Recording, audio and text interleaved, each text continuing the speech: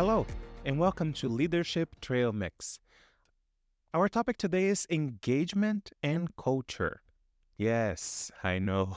HR tends to talk about engagement a lot, huh? I get it. Well, engagement is very important, but it's also very complex. And it can be very challenging. But guess what? Not that you're thinking that, but many people out there would question if this podcast is about leadership, why are we talking about engagement, which is clearly an HR problem?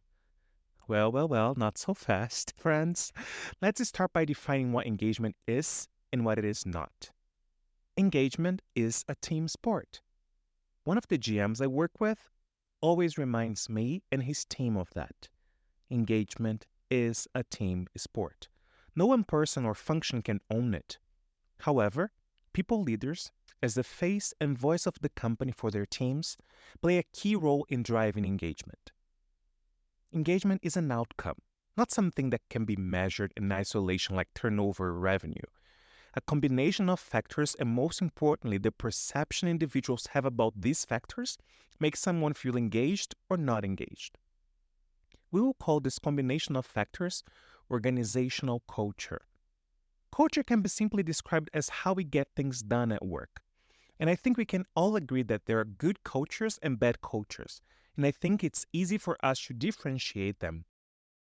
In her book, The Good Culture, Rebecca Fries says that a good culture is, therefore, responsible for people's happiness at work and the success of the company, because it works.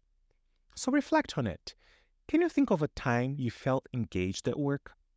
What did that feel like? What was that organizational culture like?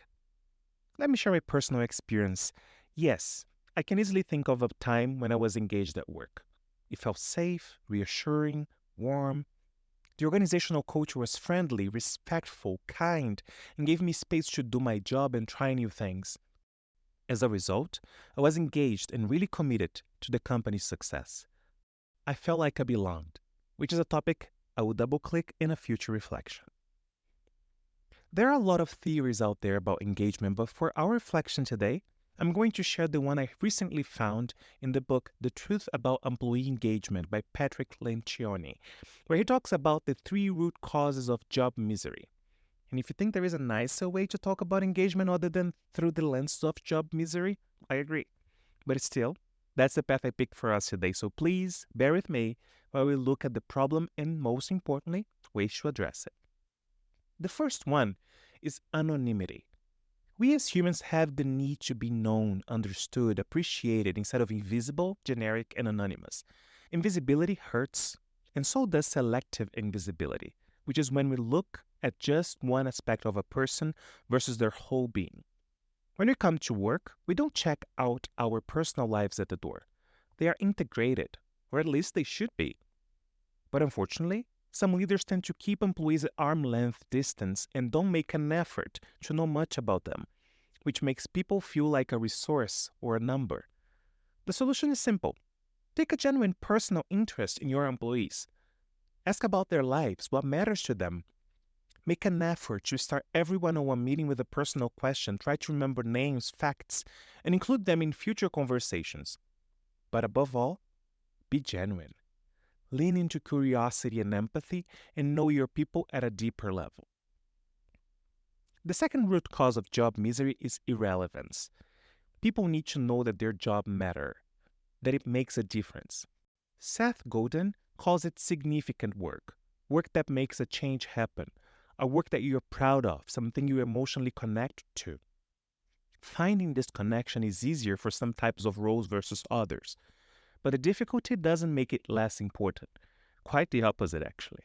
Humans need to be needed and they need to be constantly reminded of it. A way to address it is by helping your people identify who they help and how they do so. The good news is that if you can't find anyone else to add to the list, there's always you. Yes, you, the manager. How does your employee help you and makes your life easier? Something as simple as making that connection to them and helping them find purpose on being a key member of your team can go a long way. I know it sounds weird, especially if you are a servant leader like me, but believe me, people want to know they are helpful, and if you're serving them with your leadership, I'm sure they will be thrilled to know they are serving you back. Last but not least is immeasurement, a word that actually doesn't exist, but that I'm sure you understand what the author meant. One's inability to measure their success on the job, and here I'm talking beyond the yearly goals set as part of the company's performance review. I'm talking about ending every day and being able to measure what you accomplished. It's only possible if your job is relevant and you know who you're helping and how. It doesn't even need to be quantifiable, there just needs to be evidence of it. So, yes, measurability is directly connected to relevancy. First, you identify who you impact, how you impact them, and then a way to measure it. So, I have not one, but 3 calls to action for us today. You can tackle them all, or just the one that makes sense to you. So, here we go.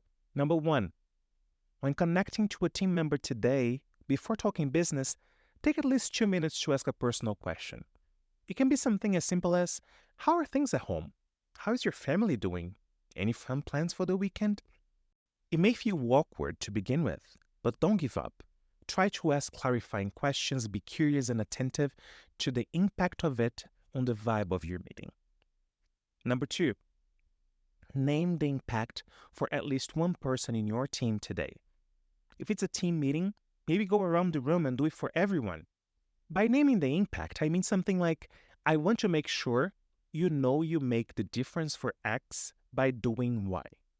And if it's hard for you to come up with something external, you start with yourself and say, I want to make sure you know that you make the difference for me by creating these amazing decks, or by paying so much attention to detail, or by being a culture builder for our team, you name it. Number 3 is a bit more complex. And I'll be honest, maybe hard to start today, but not impossible.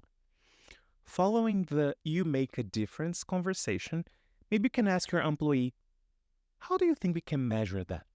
I'd love to find a way for us to look back and recognize the extent of your impact on this area. If they don't have an answer, ask them to reflect on it and come back to you. Just don't forget to follow up. Before we wrap up, let me say one thing.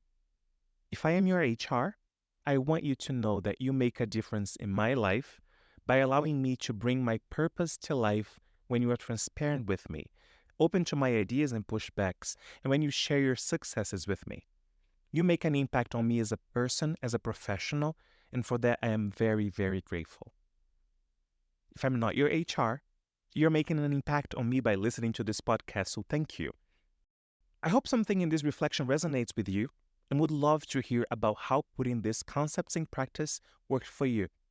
Just send me an email, miguel@leadershiptrailmix.com. That's it. Take care and talk soon.